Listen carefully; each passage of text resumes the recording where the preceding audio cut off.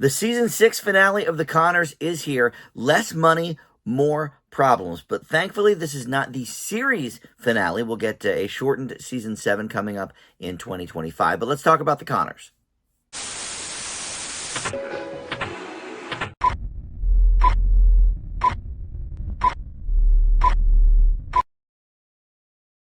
Hey guys, Dan here. This is Dan Reviews It. Welcome to my Conners review for the season 6 finale. This is episode number 106 overall. Less money, more problems. And like I said, this is not, luckily, the series finale. So far, they have given us 6 episodes for season 7. I'm really hoping, like I talked about last week, I'm hoping that with the Conners going into syndication in the fall, that that will spark some renewed interest in the show, and maybe ABC will say, you know what, maybe give us 13 episodes instead of 6, or whatever. That's what I'm hoping. But in any event, this is just the season finale, and we won't get those new episodes until probably January of 2025. So this will be it for now. But with the Conners going into syndication in the fall, we can all relive the first 6 seasons, and of course it is on Netflix right now as well, and I'm sure season 6 will be added to that Netflix package in the coming months. But anyway,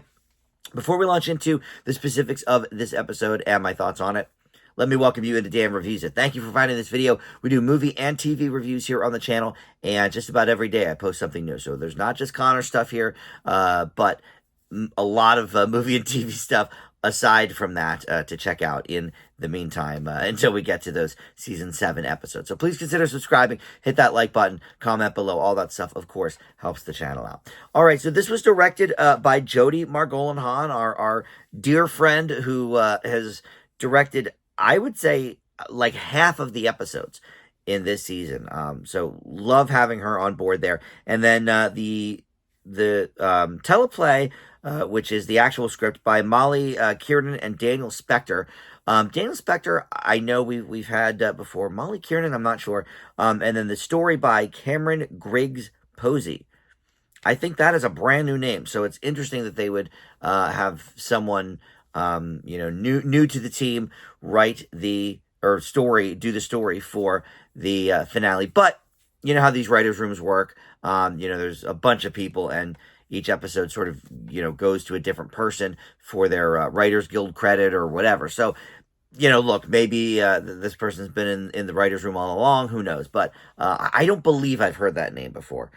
Cameron Griggs Posey. But anyway, so there were rumors that originally they had shot a different ending to this episode, in case it was indeed the series finale. However, I read an interview with Bruce Helford and Dave Kaplan, two of the people that have been on since the beginning here. And they said that actually never really happened. There were some ideas about what to do, and maybe there was even a script involved, but they had sort of talked with the suits at ABC before shooting anything for this episode, and they were like, no, ABC's basically giving us the vibe that we do not have to end the series here. We can continue on for a little while longer. So I guess that does not really exist, because I was a little confused when the episode was over. I thought, because I had thought, I guess I had heard wrong or something, but I had thought that that the episode could act as a series finale if need be. So then I read into it, and I read, no, it was just sort of a rumor that they had an alternate ending or whatever. And I thought last season's episode could have been the finale if they needed to. That was the graduation episode. I mean, that definitely would have made sense for closure and everything. But this episode, no. Very, I think, open-ended with what happens next with this family, at least in some cases. So let's get into that. So everybody was in this episode except for Ben. So if this was indeed the series finale, that really is a shame. Ben wouldn't have been in it. But J.R. Ferguson, not in this episode. And they explained his absence with saying that he's, away setting up this new magazine. Well, he's not setting it up because the magazine already exists, but he's taking over this magazine about, hardware and everything. I think it's called Hardware Magazine. It's a trade publication. And so he was not in the episode for that. But everybody else from the main cast was here. And of course, we had Louise as well, Katie Seagal. So the opening scene is a classic Connors poker game. I love that they have sort of kept this tradition alive. This dates back, way back to the early episodes of Roseanne. Dan would always have neighborhood poker games.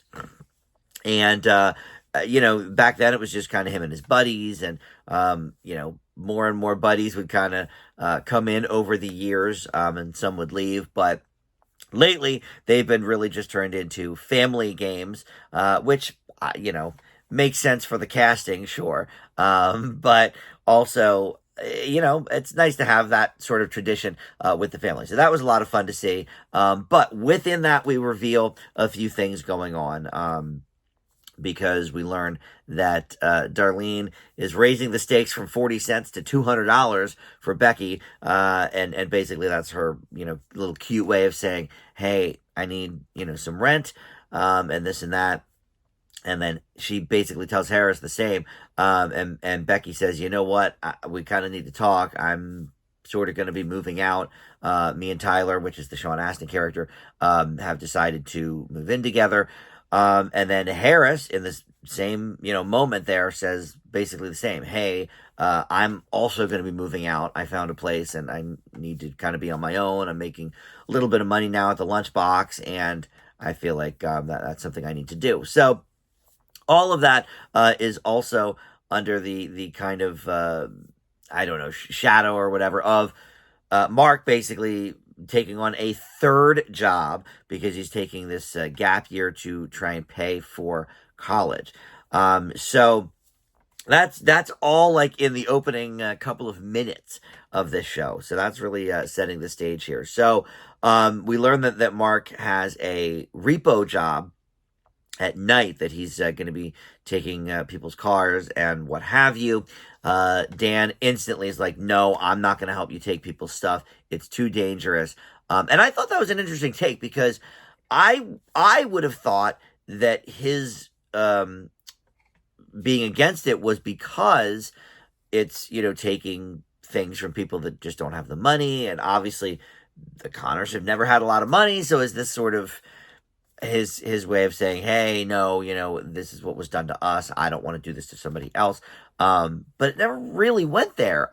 He was just more worried about the safety of it all, which, look, I also get that aspect of it. I drove Uber years and years ago when Uber was like first starting, and my mom was like, oh my God, you're letting all these strangers in your car, very, very worried. So I understand that aspect of it. I just thought maybe there was going to be, that moment of like, oh, also, don't take things from people that, can't afford it. It's horrible to do that. I don't know. It sort of reminded me of when Dan worked very briefly at the hot tub company, and he was, supposed to be selling these hot tubs, and people can't really afford hot tubs in Lanford, for the most part. So he had to basically tell people all the time, hey, you can't, I don't want to do this to you. You can't really afford it, whatever, which is why he did not last at that job. But this just harkened back to that a little bit for me, and I thought they were going to go there, but they didn't. But anyway, so Dan and Jackie decide to join Mark on his quest to, take people's stuff. And we don't know if it's the first one, but, one of the first ones, the first night anyway, they run into this woman who, they're going to take her car, and she's like, oh my God, begging, no, I have a baby, don't do this. I promise I'll pay the next bill or whatever. And it's like, they're just there trying to do their job. I've definitely been in arrears, for things before, but I've never had anything repossessed. I'm sure that is an awful thing to have happen. Awful feeling. And yeah, you're, just sort of grasping at anything, and then playing on their sympathies, and Jackie decides to let her go, kind of thing, and they decide basically as a group, hey, we can't do this, this is too heartbreaking, and so finally we got that aspect of it, But Darlene did not know that they were doing that, so they all come back to Darlene's house as like this disheveled mess or whatever, and start talking about how they've been drinking and they're on drugs and stuff. Um, so it's interesting that well, I guess they were just dropping Mark off. Mark could have just gone back by himself, though. I don't know why they needed to come in, except for the comedy. But it's interesting that Darlene's house has kind of been the de facto um, house now that everybody kind of gathers at. Yeah, we still have we still have scenes at the Connor house, but there's almost just as many scenes probably as at Darlene's house. But Darlene and Dan end up getting into a conversation about why Darlene is so upset about Becky moving out, because she basically went on this big tirade about how her and Tyler, haven't known each other that long. This is way too soon. X, Y, and Z. And it turns out that maybe she's looking out a little bit more for her financial situation than she is for Becky's situation. Because here's the thing. I mean, yeah, if you've only known somebody for a year or less in your 20s, maybe that's a little soon to move in. But, Becky's pushing 50 here. And so I feel like that's an okay timeline for people of that age. I'm 46, so it's like I feel like yes, things move a little faster, maybe in older people's relationships, especially a lot of people at that stage of life have been divorced already. They kind of been through the paces. So I don't know. I didn't think that was necessarily too soon, and I love that Tyler character. I hope we see more of Sean Astin next season, but I think we will as a result of their decision. And I'm kind of bouncing around this episode because usually there's like an A plot and a B plot. This is sort of all encompassing, this plot. So anyway, I guess to finish the Becky thing out, since we're already on that, they have a conversation at the end of the episode, and Becky's like, you know what? I don't think it's too soon to move in with Tyler, and in fact, I think me and Tyler should move in here with you, and that way, we can all be one happy family. And if Harris does still leave, then hey, we'll be able to make it and whatever. And Darlene, agrees to that. She's like, yep, that sounds great. I do think it's interesting that she didn't even ask Ben about that, but at the same time, Ben decided to buy a magazine without asking her. So I guess, they could go back and forth about that, I suppose. But look, Ben and Tyler have become sort of friends over the last couple of months. So I think that's fine. I think he wouldn't have a problem with it. But, and especially, financially, it makes sense too. So love that. And speaking of Harris, her storyline's pretty quick before we go back to the big talk with Dan and then the rest of Mark's story. So at first, Harris wants Darlene to co-sign a loan for rent for this new place, and Darlene's like, yeah, that's not going to happen. I don't want to do that. I need you here, this and that and the other thing. Also, I can't imagine Darlene's credit is very good. Like that was my first thought, because I've been asked to co-sign for things before, and I have stupidly agreed to that. But my credit is good, or was at the time, and so I thought that was going to be the main concern, that hey, that's not going to happen. I have bad credit, but no, it's more the I want you here kind of thing. I don't want you to leave. And I get Harris's point. I mean, I left home at 18, and never really looked back. Harris is in her early 20s now, and still, kind of doing that. So I get it. She wants to be on her own, and she finally feels that she's financially stable enough to do that. So that's great for her. But at the end of the episode, Darlene has come around and said, no, I will co-sign for you with that. So, all right. So that's pretty much Harris's story. So let's go back to Darlene and Dan, because basically they have this really emotional chat. And it's been a few weeks since we've evoked the name of Roseanne, or talking about, hey, when you and mom, blah blah blah. And so here we dive in to Roseanne's death, that character. And Darlene says basically, when mom died, I guess I felt like it was my responsibility to, kind of pick up the pieces from everybody and make sure everybody was good and da da da da da. And essentially all the stuff that, Roseanne and Dan have done, for decades, and that Dan has certainly done in these last few years without her. Aunt Jackie certainly wasn't going to be able to do it. She had a, a breakdown, whatever, and she was not able to handle that. And Darlene is a little more, I don't know, steady, I guess. I love Jackie, and she's a great character, but I think one of the things that makes her such a funny character is, she's a little more out there. She's a little more wackadoo. And so she was certainly not going to be the person to ground the family.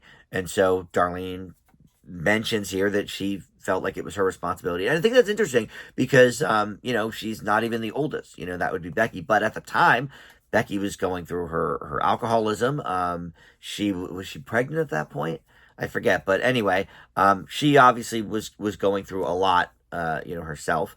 And especially, it's not really been discussed much, but the fact that Roseanne died, of an overdose, and here's Becky, being an addict with the alcohol. So I think certainly there were some probably emotional things there too. So it makes sense that Darlene would have to step up and want to step up and all of that. So I thought that was a really, really nice moment between the two of them. And certainly one that if this were the series finale, I think would have definitely put kind of a pin finally on the death of Roseanne, finally kind of peeling back some of those layers. So I thought that was great. And then in terms of Mark, so once he quits the repo job, they have to kind of figure out, okay, what's next then? Because I still have to pay for college. And Dan and Jackie basically say, you know what, we're going to help you too. We're going to get out of retirement. We've been retired for all of, a month. So we're bored. Let's get back to it. And I totally get that. I've worked, 60 to 70 plus hour weeks, pretty much my whole adult life. And so I can't imagine what it would be like to not work. And my mom, had that same bug. She retired from teaching, many, many, many, many, many years, and then ended up going back to school very shortly after and getting another degree, and then doing another gig for the last like 6 or 7 years before retiring again, which seems to have taken this time. But yeah, it's just interesting because Dan's bored. Yeah, he's got Louise, but other than, they don't have money to travel, other than just sitting on the couch watching TV, what are they doing, with their day? Dan loves working with his hands. He can't really do that so much anymore physically. So it'll be interesting to see where that plot line goes. And several of you in my comments on last week's episode were saying, I bet Ben's either going to sell the magazine right away, or Dan's going to put another mortgage on the house to help Ben, or to help Mark pay for college. And I thought those were both really good ideas. In fact, it really made sense to me, Dan, putting a mortgage back on the house or whatever to help. So that did not happen. But Dan is still helping. He's going to basically give most of the money he makes, I guess, to Mark for his college. And Darlene, to go back to her briefly, they did talk about her quitting the cafeteria, but by the end of the episode, she was like, you know what, let me stay at the cafeteria for a little bit, just in case, you end up coming back to school there, and not that, you will, I believe in you, but let's for once have a fallback plan kind of thing. And so that made sense. So I guess she's going to continue to do that for a little while until we really find out what's going on, and how Mark can pay for school. And then to wrap up Mark's story, so he is going to, or he got a job, I should say, at this basically illegal hacking place, but he's got that intelligent electronic mind, so he can help them code and whatever. And I don't think he quite gets what's happening at this job yet. It seems like these are kind of shady people, not great people. So we will see where this takes us in the new season, the final season. I hope not, but yeah, I guess we'll learn a little bit more about that. Hopefully, he doesn't get busted with anything if he is indeed kind of involving himself with these people. We'll see. And he's kind of hidden all of that from Darlene anyway. He said, "Oh yeah, I'm getting a job doing coding and stuff." And I'm not positive that he grasps that this is sort of a shady illegal operation. I don't know. I'm not sure if there's anything specific that led me to believe that he did, but in any event, I don't know. So, look, this is, I'm not going to give an MVP for this episode because everybody, obviously, we're trying to wrap up storylines and give new storylines. I mean, I would say Darlene, I guess, but I think we just did her last week, right? Darlene for tying everything together and for having that really great emotional scene. Sure, I guess if I had to pick one, which of course I don't, but I guess I'll say Darlene is the MVP. But really, I just was a really good finale. It's not as good as the graduation one last season, and it wasn't as funny. I think it was one of these things where there was so much going on that I feel like it wrapped a little bit quickly. Like I definitely wanted more of the scene with Darlene and Dan, talking about Roseanne. I wanted more of this new company that Mark is working for. There was some humorous stuff there, with the one guy that only spoke kind of in emoji code on the computer screen. That was kind of cute.